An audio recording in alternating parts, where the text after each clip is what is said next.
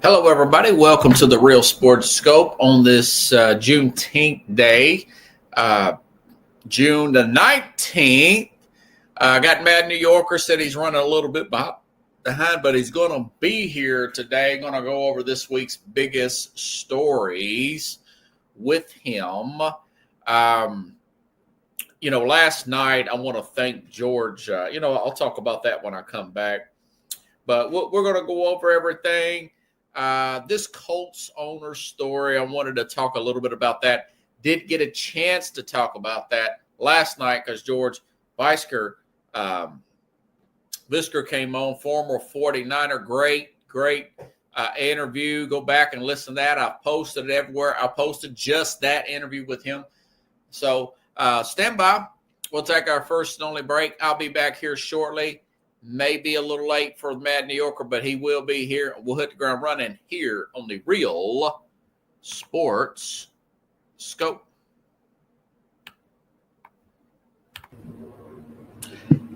Hello, Sports Scope followers. The program has seen tremendous growth since going 5 days a week. I just wanted to thank everybody for your cash contributions and sharing the program with friends and families. Just a reminder, if you want to contribute to the program, go to the Cash App, the cash sign, and Sports Scope.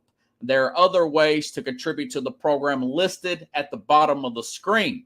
If you want to advertise on the program, go to Sports, that is Sports with an S, another S, Scope, SKOPE, at gmail.com, just like it's listed at the bottom of the screen. Thank you and enjoy the program. I'm Mac, CEO of National Streaming Sports and host of the Mac and Jack Sports Show. You're watching the sharp-dressed man and the big story breaker, Robert Butler, on Sports Scope, Monday through Friday at 8 p.m. Eastern on National Streaming Sports. Thanks. All righty then. I'm back here live. I wanted to talk about this story yesterday, and I just got into it a little bit about this owner here. I'm really sorry to hear. I talked to some people from the Indianapolis area today doing Uber between jobs here, and they said that Jim Irsay, locally, they know Jim Irsay had a cancer issue for a while. I'm sorry to hear about that. Thoughts and prayers with his family, and I know that happened a few weeks ago. Mr. Irsay passed away, and he has left the team. The controller owner is this woman, 44-year-old Carly Irsay Gordon, okay? And she is the controlling owner. That's the daughter of Jim Irsay. We're at the same age, and she wants to listen to the play calls. She wants to listen in on the headset, okay? And I listen to this, and they've got some pictures of her with the very angry looking face here. One of them staring down one of the play callers, Shane Steichen, there. I didn't get a chance to upload this. And, I guess my thing is these owners, and I understand, hey, it's your team. You own the team. I get it in one sense. The other sense is how does this look looking ahead? Look at the long game, all right? How does this look if things don't go right with the Shane Steichen or whatever? And what message does this send to other quality candidates? I look at a guy like a Jeffrey Lurie, and I know they are just home runs with the general manager there, with their whole staff, not just the general manager per se, but the whole staff of Philadelphia.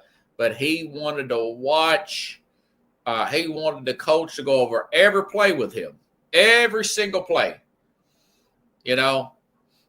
And you look at that and you think to yourself, okay, maybe that's why they got and of course they did win. They've got the coach there that they do. A guy that probably with mediocre talent probably wouldn't be able to do anything. So I'm going to get Carlos's opinion on that. We've got the Mad New Yorker just popped in backstage. He sent me a picture of him waiting for food in the rain. Looked like something off a Seinfeld episode. Mad New Yorker.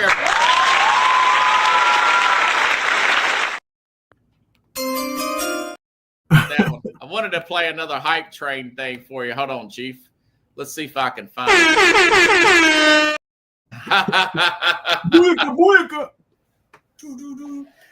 So, you know, I was talking about this story, not going in any particular order. I've been wanting to talk about this one for about 3 shows now. Jim Irsay died a few weeks ago. I thought it was a heart issue. Talked to some people from Indiana. They said it was cancer. Thoughts and prayers with the family. I like the guy. I know he's a little impulsive sometimes, but he's big into rock and roll and guitars, and I think he was probably a pretty cool guy. So he leaves the team to his daughter. She's our age, born the exact same year, 43, 44 years old. And there's pictures of her staring down the head coach there on the internet. And I know some media outlets have printed this. And now she wants to listen to the play calls. She wants a headset on the game. This feels like really trying to make a name for herself. You know, I don't know where this insecurity comes with these people, that they feel like they want the media to cover them in a certain way just so they can be part of the story. I think it's micromanaging 101, and you're going to scare off quality candidates doing stuff like that. What are your thoughts about that story? I know it's kind of about a week or 2 old story, but I haven't got a chance to talk about it. What's your thoughts on that, man? It kind of make me feel nervous. Like if you're an owner, that would make you feel nervous. Yeah, if you're an owner, me too, right? It don't matter what kind of team you have in sports. Like if you're an owner, you're an owner. You flip the bill. The most important thing you should do is have leadership and experience on your management team, which general manager and coaching staff. So what you got to know, whatever you know about football and whatever it is that you think you know, and at the end of the day, you're not coaching anybody. You're getting the players that the team needs to make the team be productive, right, and get wins. So with her having a headset, she can afford it. She's an owner, but it's not going to help the team at all. Like now, had she had previous experience, and maybe she does. I don't know her like personally, but if she's trying to get into a coaching situation, you know, that's something from like the early 30s, late 40s, where there was owner coaches, right? Like the Bears families, like the Browns, you know, the Cleveland Browns, like George Halas. Yeah. You know, that was like back in the day kind of stuff. I mean, there has been too much already that has gone on in football business, football management for her to be an owner and just there's a way to be inclusive without having to be included, right? So you're an owner, enjoy the game, enjoy the team that you have and the product that you put on the field. You don't own a pizza shop and you don't have to be making the pizzas, man. Like, so, right. You know, I don't know. I just feel like it's too much for anybody who's an owner to be like, let me see what's going on and try to figure it out, when there's a lot of people out there that could do that and be more productive because it's something that they have experience in, right? So yeah, I get a sense they're in for some turbulent times ahead. I mean, the problem with these NFL owners is that they're getting in there with some of these teams and they're trying to put their hand where it don't belong, where they're supposed to be just putting their hand out like this and making sure that the people they pay in are making the right decisions. Now, if you fire people for being been making terrible decisions, and so that makes sense. But I mean, the sport as it is doesn't need any more people to put their hand in that don't know more than than their resume says, right? Yeah, so, their skill set. Yeah, or lack thereof. It's just another. Now, for example, I mean, we make fun about it. We talk about it. We're like, yeah, make me the coach. I make them good decisions, and that's. I kid around about coaching. I mean, it's a lot to that, Right. So even a general manager, I would still have it'd be a big learning curve. I would have to be an assistant for a few years. I gotta understand special teams and the later round picks and speed times, what to look for, what not to look for. I mean, I can give you a general outline of what I want. Defensive line, offensive line first. Quarterback gets rid of the ball quickly. I could give you that. Yeah, but it's a little bit more to it than that, Yeah, I could probably be a GM in the business aspect of it, like looking at contracts and underwriting and things like that. Because there's some. I'll hire you as assistant. You'll be my capologist. Then, yeah, like maybe a few things on my resume that I can kind of like convert to managing an NFL football team. But I honestly to out myself and be like, yeah, I'm the perfect person to be the next GM/coach or whatever on a basketball, football, whatever, soccer, whatever team. It's just all in fun when we're talking, but like, it's serious because these people are all like, look, kudos to her because she's gonna have to manage owning a team. So, but you have to go about it, and I feel like in a different way than trying to stick yourself in a situation that you can't, that. Right. How does she know what's the right play call and what's not, I mean, how much education does she have on defenses and everything and knowing about the injuries and everything? I mean, that is a lot for the owner. How about this? Yeah. If you obtained a football team, an NFL team, or any sports franchise, what is the first thing that you will do? Like the very first thing that you will do? Well, you want to get good people around you that know what they're doing, But are you going to be the one saying, okay, I'm the owner. Everybody has to be listening to me because I'm the owner. Or are you going to say, listen, we got to build something here. And these are the steps that we're going to take to build a productive team in a sense where we'll try to be a championship caliber team, right? You're not going to be sticking your hand and be like, all right, listen, I'm going to be controlling the calls for the offensive coordinator and the coach and the offensive. Right. That would be so far out of school for me. That's not even a first step, Robert. That's the thing I'm saying. Like maybe even as an owner, she could be like, look, Indianapolis is a small market team. We're going to look for a new branding for our stadium, like something that has to do with promoting your team right, something on that sense. But to be in jump in those waters right off the bat, that is interesting. Right. I mean, Dad's been dead for 2 weeks, and now these stories are coming out. I will say this: I had an issue with Jeffrey Lurie, the owner of the Eagles. Mm-hmm. I think it was Doug Peterson said he didn't like the micromanagement. A story came out about him wanting to look at every single play there. Now, you say, well, the Eagles just won the Super Bowl, but they have Howie Roseman and about a 20 staff on their resume of elite personnel people. It makes it a lot easier. But look at the coach that they have that probably wouldn't do well anywhere else other than this elite talent that he's got. And of course, the coordinators are very strong, Well, yeah, that's the thing. He has a coaching staff around him that he might be belittling, making uncomfortable, or doesn't have a good relationship with those guys. But all those guys have experience. All those guys know football. The coach knows football. So there's an idea of trying to build a consistent camaraderie and also production as far as like making sure that your team stays focused and keep winning games and not going sideways. And there might be some issues there with the coach because he's been under the magnifying glass for the last 3 seasons. So about some of the decisions he's made with the team, some of the decisions he's made publicly, some of the decisions that he's made, before as a coach, and some on the field, right? So that's totally fine for the owner to try to go to the gym and be like, and they did, right? They made a decision to give him a contract and extend it, right? Yeah. So they might have talked to me like, look,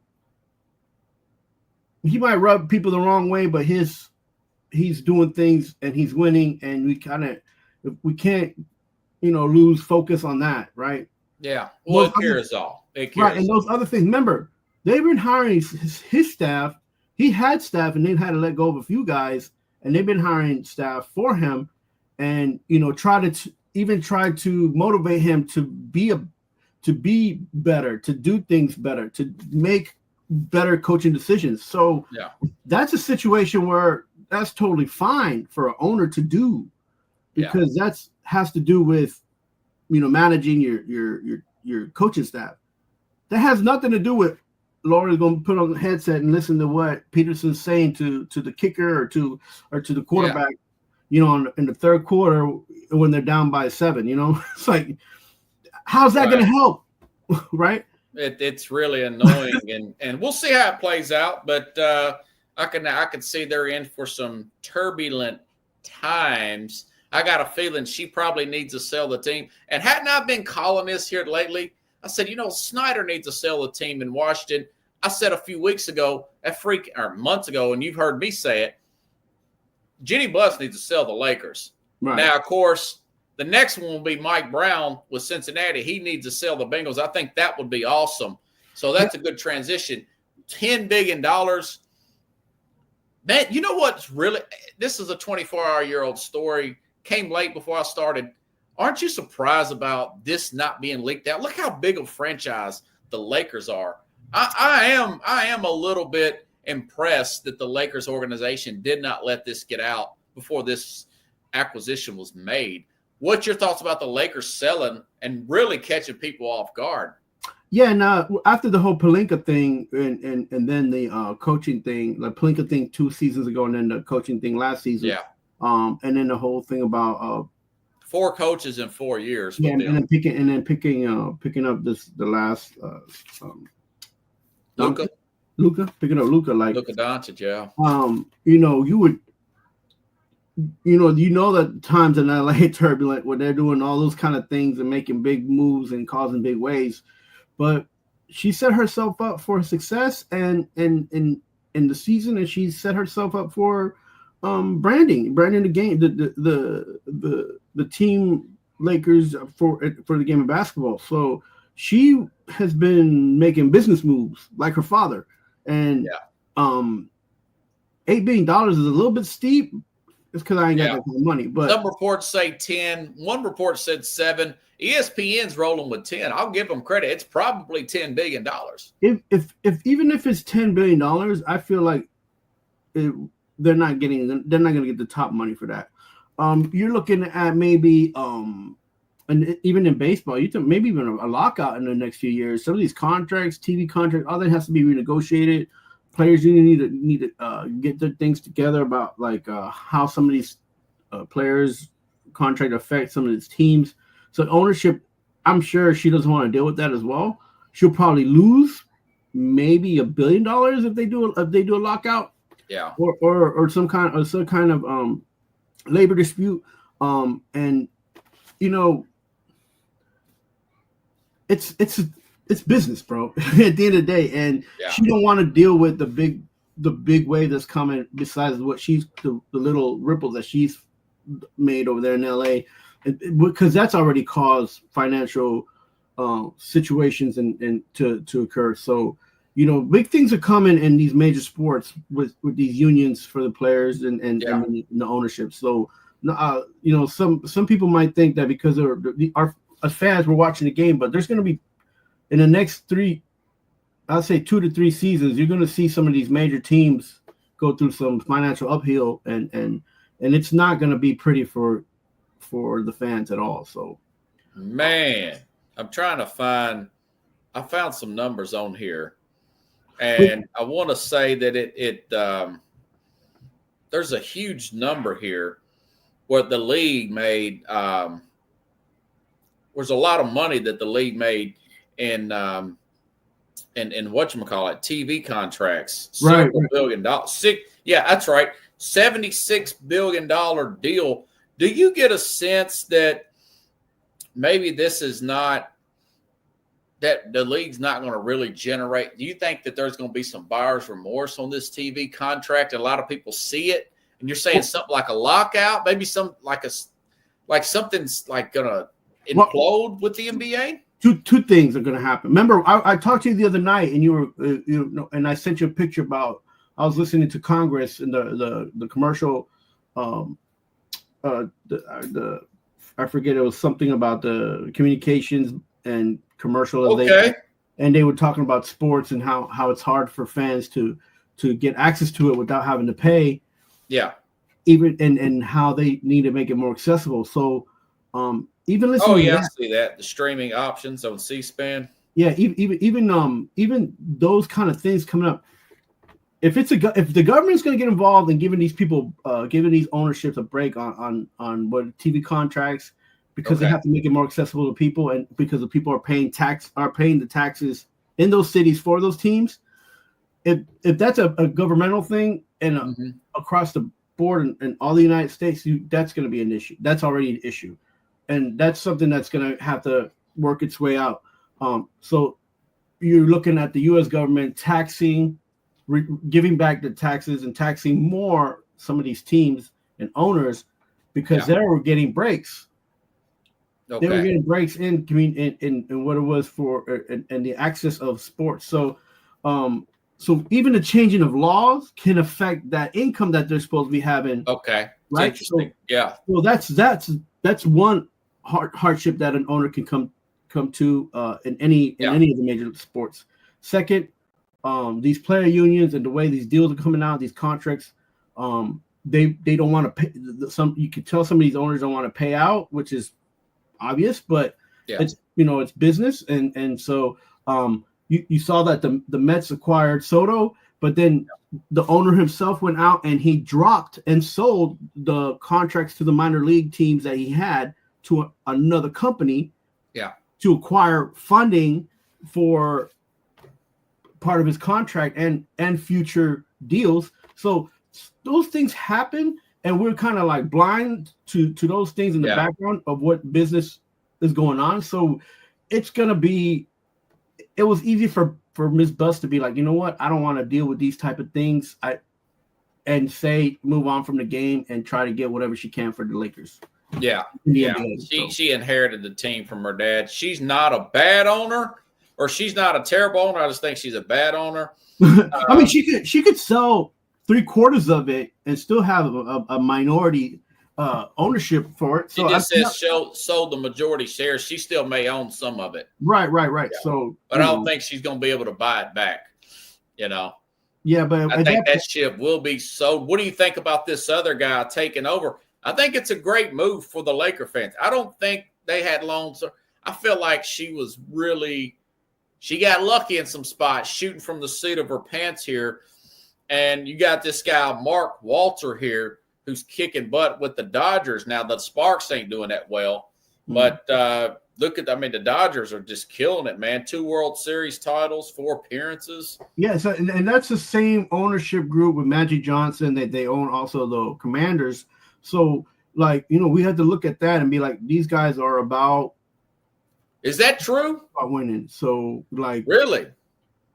I don't think that Magic's going to be part of this buyout. I don't think they might be part of the selling, but they do have stock in the team. So, look, I wouldn't be surprised if an Asian company or a European company or even an Arab company buy out the Lakers.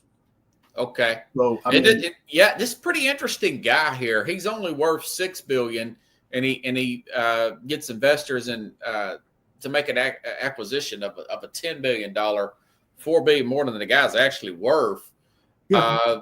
You wonder how this thing's going to work out as far as that is concerned. But so far, so good with if you could just look at where the Dodgers are being run.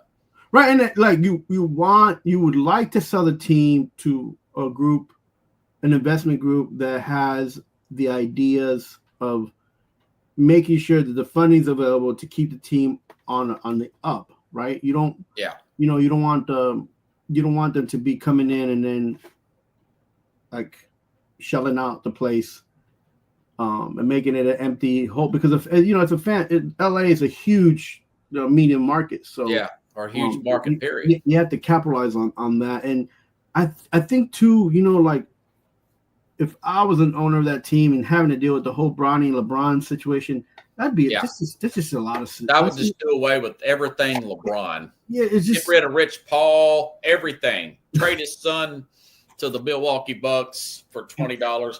Anything you could do, just do away with the whole LeBron thing, and trying to emulate an OKC or a San Antonio Spurs, or with the Celtics. Invest into your management and your player personnel people, and stop letting guys like LeBron bring in people like Russell Westbrook and coaches like JJ Redick because they're just friends of him or his podcast partner.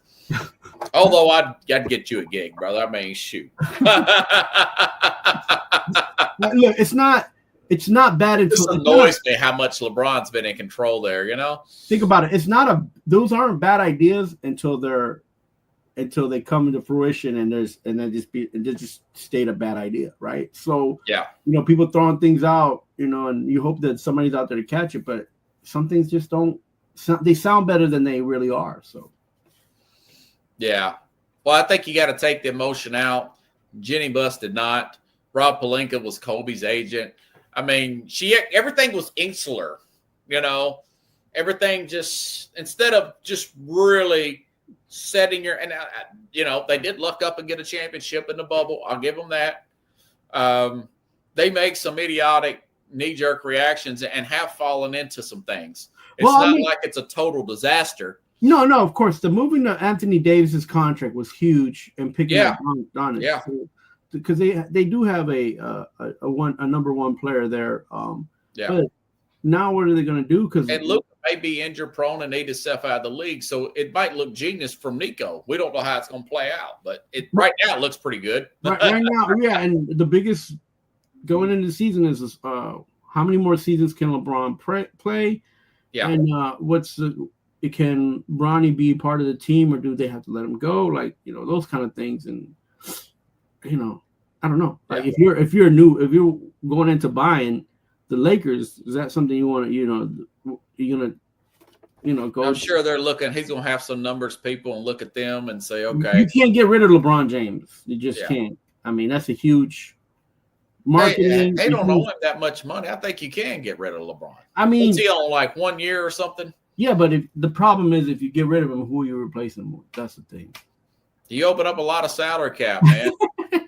Tank out and do it the right way. All right, everybody, owner Robert.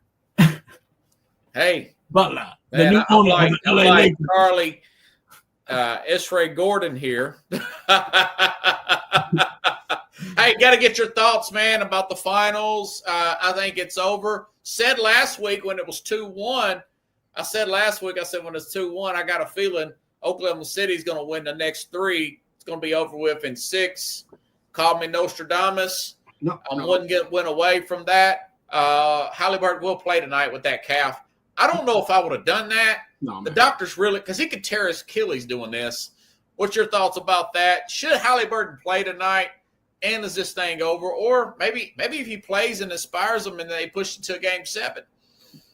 Yeah, I don't feel like they're too late into the season to him to make for the team to make a critical decision like this. If I was the owner, the GM, and the coach, I'd be like, look, just tell the kid he had a good season. Let's see him back here next year.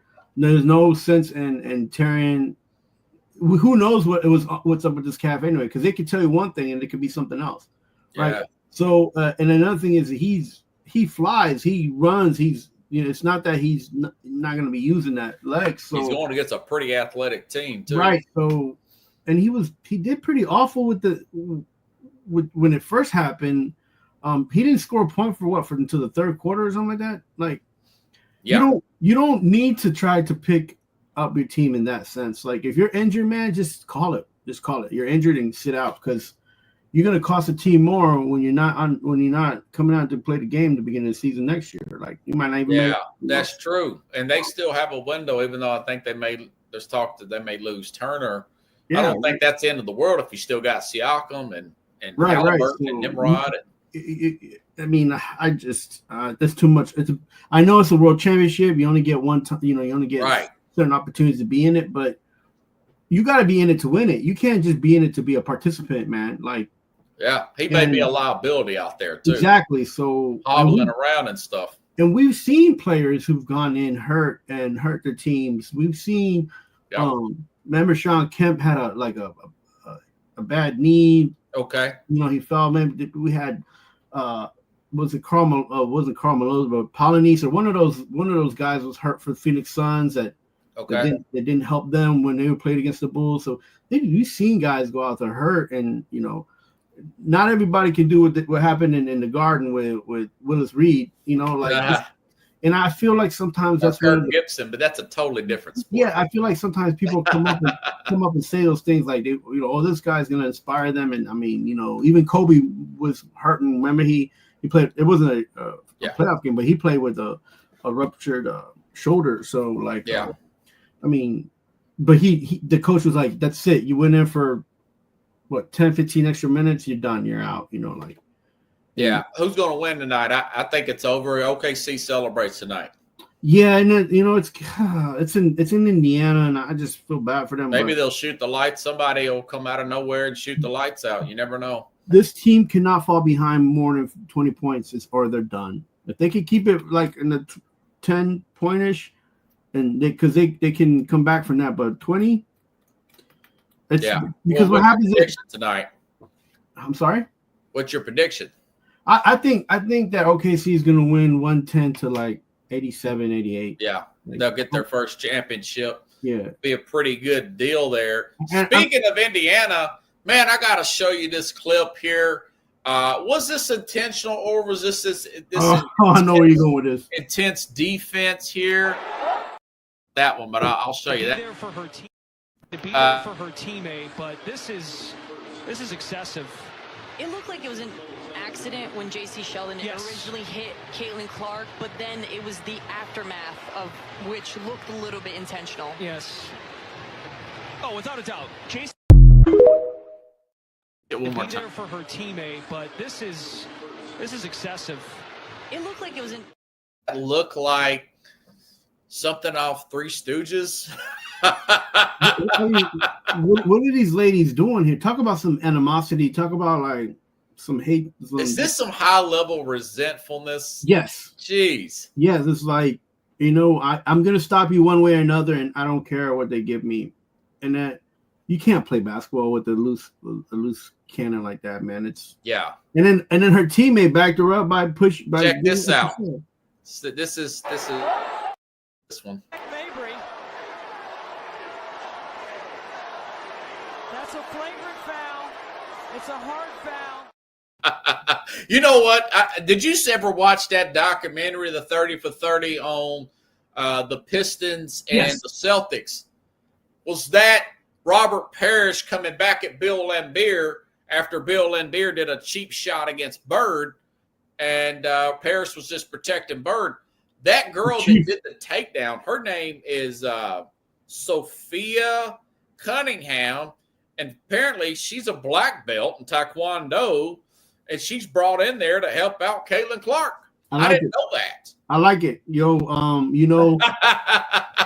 if you're gonna do a cheap shot and be a loose cannon, somebody's got to step up to you and put you in your place. And if the coaches don't do it and try to, get an enforcer. Bring the noise down, and you got to have an enforcer and Big Chief. There was a lot of guys like that. There was Big Chief. There was this pretty mean guys in the 80s and the 90s that were. Well, yeah, I there. mean, you had Oakley. Yeah, Oakley had you had people like Kevin Willis for Dominique Wilkins when he was getting beat up. Yeah. You know, so guys like that, you know, just, you know, punching people left and right, legal punches. Like, yeah, you gotta have somebody on your team, or if you have a teammate and they're getting hit and you're not doing nothing about it, that's not. Yeah. And I will say this: her other teammate got in Angel Reese's face when that incident happened a few weeks ago with Angel Reese, where it was a basic take foul. Angel Reese acted like she was going to fight Caitlin Clark, and this other teammate's like, "Nope, this ain't going to happen." I love it. I think that they are saving a lame summer. This is that period in the summer where there's such a dead period. I think between that and let me show you this. What do you think about the big three getting more bigger names and these guys getting into it? Does Lance Stevenson and Dwight Howard, does that ring a bell?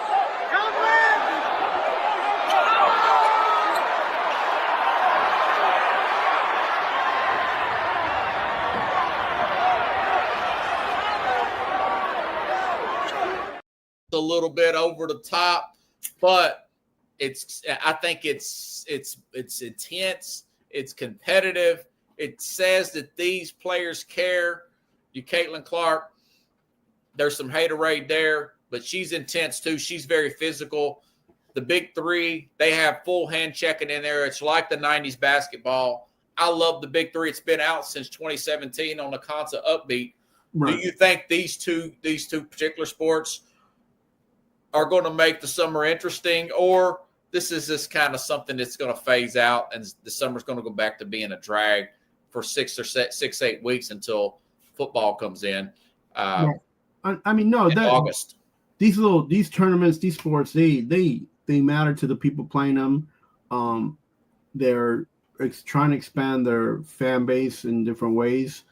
And it's good to see that, you know, a little bit of enthusiasm and motivation and some of the players from players of the past to come back and like Howard and Stevenson and Stevenson, New York boy. I don't know why he's always picking on bigger guys though. Like I think he knows that. I think he knows that if I pick on a taller guy, I can take him down because his you know, body balance is off. So, but he's smart about it too. So he does. He tried to go at blowing LeBron's ear. Remember that? Pacers. Yeah, LeBron had tremendous self-discipline not to put his head in it. But he's a good old New Yorker, tough, always been tough. You know, I don't necessarily like how he plays, but I like that he's tough. So, but you know, like, only thing is that if you're gonna have what's the worst of the worst and be fighting mode, you got to be at least be able to back it up and score points and turn over some offense. Because not for nothing, I like the WNBA and I like that they're trying to keep growing the game and that the fan base is growing. But I and you know me. I think it's going to grow or is it going to fizzle out? I think it's hype, dude. It's kind of reminds me of Jordan when you look at the way he used to get fouled, right, thrown to the ground, and they brought in Charles Oakley. Well, you know me. I support women's sports, and I've always said that the women's basketball game has always been more organized and it's been more team oriented. And yes, that is true. And at this point, like I'm hoping that they keep that standard and that structure. But you got to score points, and you got to be organized. And when they do these things, it's kind of like there's too much emotion, and they stray away from making easy baskets, shooting too many threes. And so it kind of gets the game kind of gets all. Are you watching any of these Caitlin Clark WNBA games? I've watched. I'm not gonna lie. I'll pick up a game or two, and I'll watch any sport for at least 10 to 15 minutes. But you're actually watching some. Right. And if I don't, and I wouldn't watch any 2 years ago. Are you kidding me? I'm not one of these people say, yeah, I love it. No, it's boring. No, there's parts of the game that are it's interesting. Yeah, but then. You know, it's all about matchups. It's all about, you know, and some of the stuff women's sport, the women's basketball and WNBA depends more on coaching, than NBA. So right, and it's like that in the college game too. Yeah, but it's look, there's parts of it's enjoyable and there's parts that are not. But it shouldn't take away from. Again, I don't mind this stuff happening, but the game still needs to be played, and there should be. Do you think they should lighten up on the physicality or call more, or is it okay as long as it doesn't go any step further? Like as a former high school athlete and a little bit of college, like those things aren't planned. Emotions are during your game, up and down. You played the game. You get emotions a lot. Yeah. So it's hard to be like, well, don't fight. No. If it happens that you feel like you got, somebody put an elbow to your chest, you're gonna retaliate. So, or somebody try to slide tackle you and hit your ankle, you're gonna retaliate. Or somebody elbows, whatever it is. Retaliation is part of the game as far as physical contact is concerned. So, again, I'm okay as long as you don't go overboard and you try to control your emotions, control your situation, and also we haven't touched this at all right now in the subject. What are the referees doing? Why is the game management from? They got to take it back over now. Yeah. Do you think that the big three? The names are getting bigger. Do you see a guy like a Kevin Durant, maybe a Kyrie, maybe even a LeBron playing in the big three? It's just a few weeks during the summer. Oh yeah, and we've talked about this before, and I tell you, when some of these guys look spent, I'm like, they should just be in the big three. Just kneel, kneel out, bow out of the NBA, and just make a little bit of your, and do your thing and be in the big three, and just if that's something that because it's different to play a half court game with three players than it is to play a full court game, right? And run back and forth. 5-point halves. That's it, Yeah, and then you're also there for 80 plus games, right? Average. Right. I mean, this thing they just go to one city and it's a tournament. So you know what I'm saying? It's so a big difference from 82 games to about 5 weeks or 6 weeks or whatever. And again, I'm one of these guys. I wouldn't mind if they had like a senior league or like if it was just a big three. So it's like, you have your the league that you have where the developmental league, you have the NBA, and then you have the big three. So you go from 1 to 2 to 3, and why not? Like, keep it all in and keep it in and make money with the NBA. Like the NBA needs to be smart about these things. And I think that's one thing they should do. They should just contract out that they're going to help Ice Cube with this league and be like the senior level, right? I think it's a good product, man. I've been watching it since it started in 2017. And it's and I'm going to say something, but don't get me wrong. I'm not saying it. You remember when they had the oh my God! Just the MTV thing. No, with the professor and all those guys. N1 basketball tournament. Yeah. I mean, it's not the same thing, but yeah, I think it's a lot better than that. Though. I saw a documentary on that the other day. Yeah, it's not the same. Isn't that not like a white dude? Yeah, he's a pretty good dribbler, though. Yeah. No, it's again, it's not the same, but it's good to have to see ex-professional players or ex-college players going in and watching basketball and seeing do their thing and performing, right? Because at the end of the day, they're just performers. They're just playing a sport. Yeah. So, yeah. I just love the fact they take it serious and it's physical. I think those two, that's going to give us something to talk about, especially if something crazy like that happens. So, so how about this? How about next week we talk about who we think will be in the last few games for the big three? Yeah. Check it out. I had to get a few games into the season. Yeah. To see who the best team is, because they redraft every year. Yeah. Do you think they should do that, or maybe keep a player or two and then redraft the rest of it, or you should redraft the whole team? Yeah, it's wonderful. And I watched a few years back. Nancy Lieberman was a coach. Man, I like Nancy Lieberman. Is she still coaching? I don't know, but when I saw it a few years back. She did a good job. She won a championship. She had a great job. She's a great old head, great basketball mind. She's a lovely person, man. From New York. Yo, she's tough, man. I like her. Yeah, I like her too. I saw a lady on Facebook, but I think it was an imposter saying she was Nancy Lieberman. I was trying to bring on the program. Oh, it'd be nice to have her on the program, bro. Let me know. I would love to get Nancy Lieberman on the program. She's one of my favorites. You know, they got a lot of old coaches and stuff, former players that are. I think Dr. J's one of the coaches there. It's a good product, man. The Big Three, and I thought it wasn't going to survive COVID. They did survive COVID year. Well, they canceled the league in 2020, so I'm really proud of Ice Cube. And he's right. He said, hey, the summer's boring. You know, there's nothing going on. And he put it at the right time. Sure. And Caitlin Clark could not come at the right time that the NBA, they're playing the WNBA. There's no football. There's no college or pro football that just hogs up all the ratings. The baseball, they're hard-headed. They're middle of the season. They should be playing closer to pennant races in July, like I've been saying, right, and playing the playoffs and World Series in August and into early September, not October and November. Yeah. So, and you know what, Caitlin take advantage of some good real estate, man. Yeah, and you're saying a lot of stuff correct, because there've been a lot of great women basketball players that have slowly been retiring.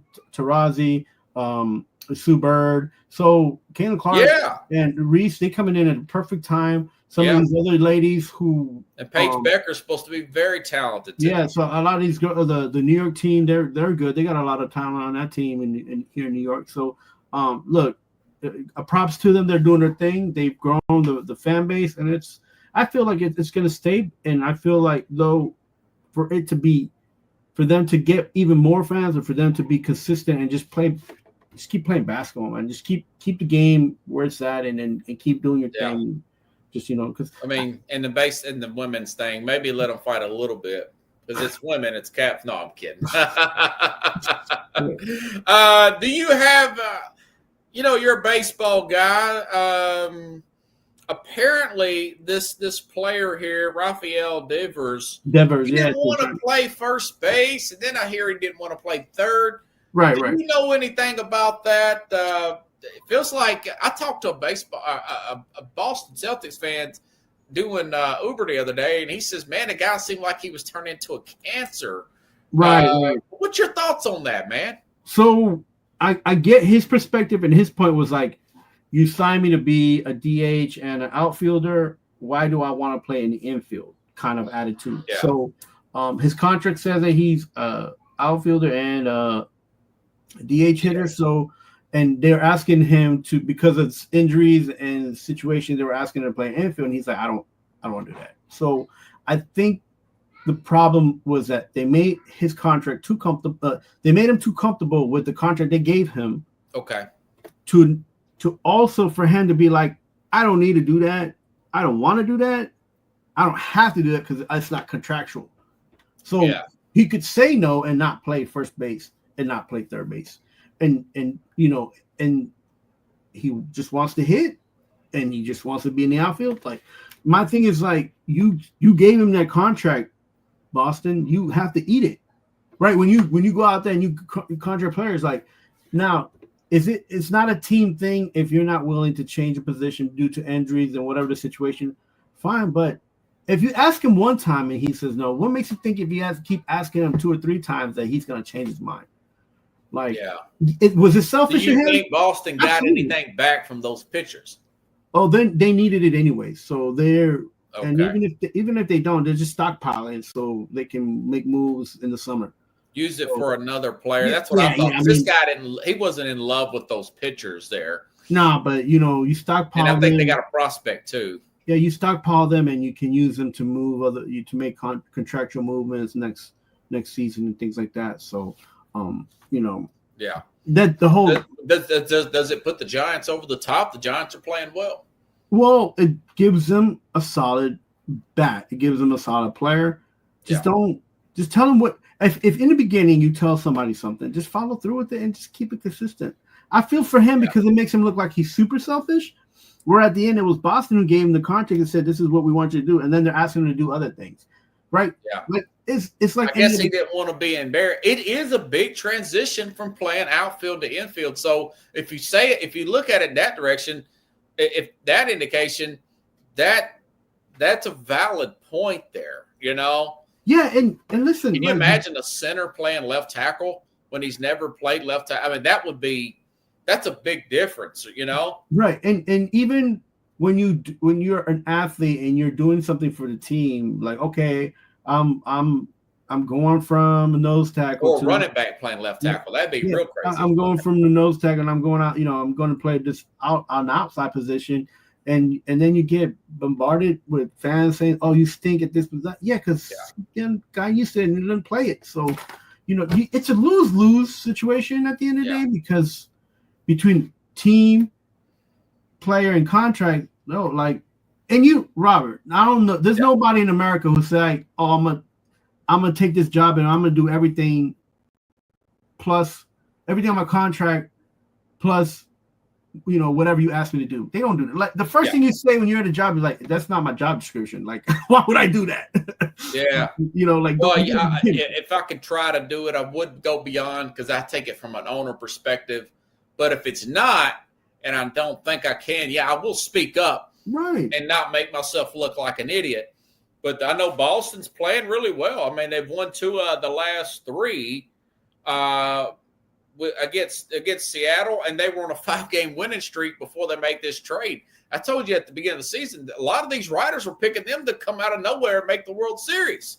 Right, and I was like, I don't know about that, but listen, again, I'm not saying that what Devers did was right. All I'm saying is that they're making him look more selfish and making it look like it was his fault, when at the end of the day, he had a contract, and if he chooses not to play another position, I feel like that's a good point. You have a good point, man.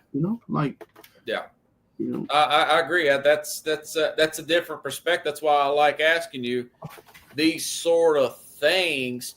The rich get richer here. The Ravens signed Jaire Alexander. He used to play with Lamar Jackson in Louisville. I totally forgot about that. Right. Man, what do you think about that? I think he'll fit in great. That's probably the best landing spot that he could have landed at, other than Buffalo. You're talking about the Ravens that were ranked in the top 5 in almost every category. Yeah. in defense, and maybe they were in top 10 and something, and I can't remember the bottom where they were in the top 10. But Alexander goes and he's playing with a old college buddy that they're really close friends, that they have, that they played against each other, playing on the field, so they know each other. He's a great teammate to have. He's a great addition to the defense. The extra more support that I'm not sure they really, really needed, but they can use him. And the defense stays solid. This allows the safety to even do more work, and he's a top talent. The Michigan player, I forget his name. Why I forget his name? Are you talking about Cal Hamilton? Yeah, it allows Cal Hamilton to be Notre Dame guy. Yeah, even have more room to roam as a safety, because this guy plays a better cover. So I mean, the Ravens, look, if they don't make the playoffs, it's gonna be. It won't be because it's not defense. It would be because the Jackson maybe gets hurt. Yeah. A lot of turnovers. But listen to this secondary. This is from Ari Mervov. He put this out here from the 33rd team. You got Marlon Humphrey at corner, Jaire Alexander at corner, Nate Wiggins. Wiggins was their first-round pick year before last. He showed flashes last year from Clemson. I like that guy. Cal Hamilton, Micaiah Starks, and Ozawu. He's a former Titan, former Cincinnati Bengal. Had some injury problems, but a very good player when healthy. That is a lot of depth there for a secondary, man. Everybody's talented. Stacked. Yes. This sounds like an AFC Central type of team. Like just like they're gonna go against the Steelers, which is a defensive minded team. They're gonna Baltimore will defensively be solid. No, and offensively they should be able to score points, but again, we'll see what happens. Didn't last year they for the first few games, they didn't allow any team more than 14 points or something like that, wasn't it? Yeah, well, I have to look and see that. I mean, possibly. Well, no, I mean, I think the Raiders beat them at the end. Yeah, they had some holes in their defense for their expectations. Yeah, no, but what I'm saying is the first few games they were very solid. Like, yeah. For the most part, they're always going to be good, man. They're always going to be good. They're never terrible. If they have a bad game, it's because they had a flood of injuries the week before. Exactly. Yes. I mean, people are writing them off. They might do it. You feel like they're real close, anyways. They're right there with Buffalo. Well, Buffalo in the AFC, man. I do have something against Buffalo. I just don't like them. But well, they did beat Baltimore in the playoffs. Yeah. No, I would preface this, but like Cincinnati and Buffalo will be spinning in circles when Baltimore come running through town. I'm gonna tell you right away. I don't see them being able to. Well, how about this?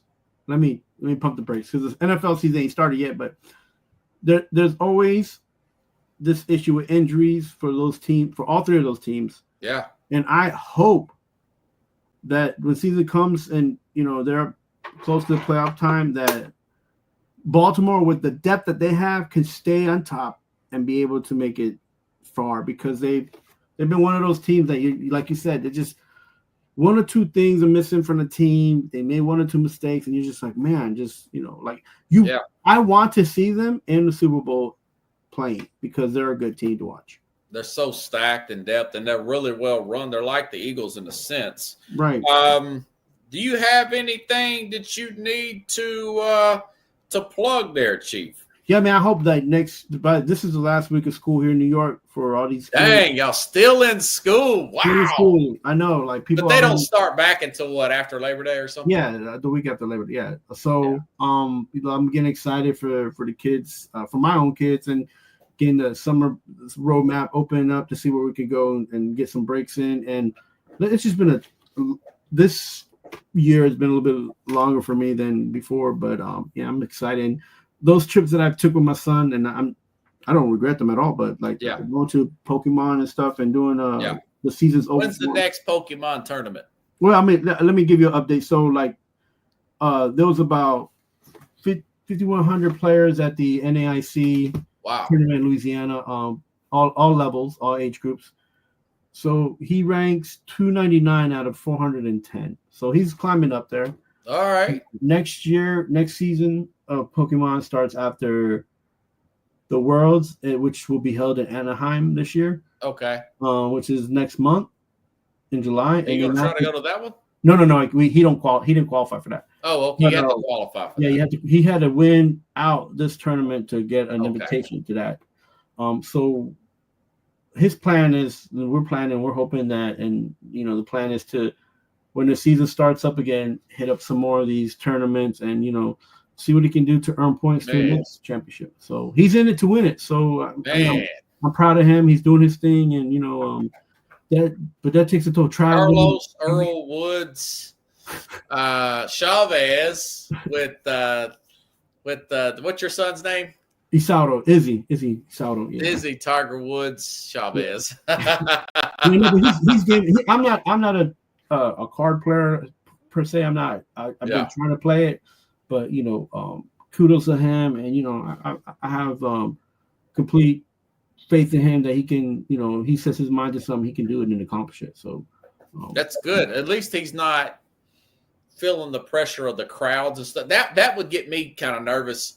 And you're getting him used to these crowds, so he's settling down. He's learning to perform under pressure. I think this is great, man. The fact that you guys got the money to pull this off and do it, I'm excited for you. Yeah, and maybe one of they had a world championship in Nashville in the past, Pokemon. Okay. But maybe we can go to one, meet up at one, and I'll get you guys something to eat. It's like a treat. And it's like a huge CMT event, man. It's man, I'm telling you, man, it's a lot of people, and it's so much to do here in Nashville. I'm like a tourist in my own town doing Uber down there, man. It's so much loud music and new restaurants. This Hattie B's this chicken Hattie B's place is really flashy, and a lot of people. I was dropping some women off there today, and bridesmaids, huh? It's a lot of bridesmaids. They were just here touring. I mean, they weren't doing the bachelorette, but it is a big bachelorette party area, and it's cool here in Nashville. Yeah, if it comes to Nashville, heck yeah, we'll go out to eat, man. Yeah, maybe I'll go down there, meet you guys downtown. If that happens sooner than later, hopefully. This is Event Town. We got the huge what does it call it? The Nashville something center. I can't remember the name of it. Convention Center? What's it? The National Convention Center? Yeah, it's massive, man. It is huge, yeah.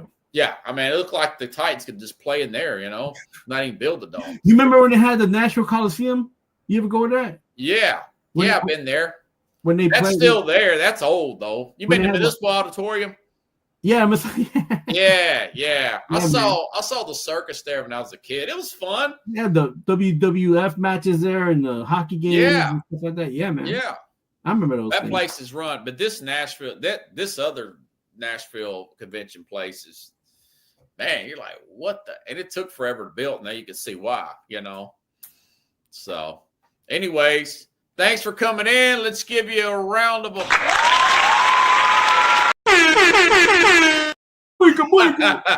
You like that hype form, don't you? Yeah, man.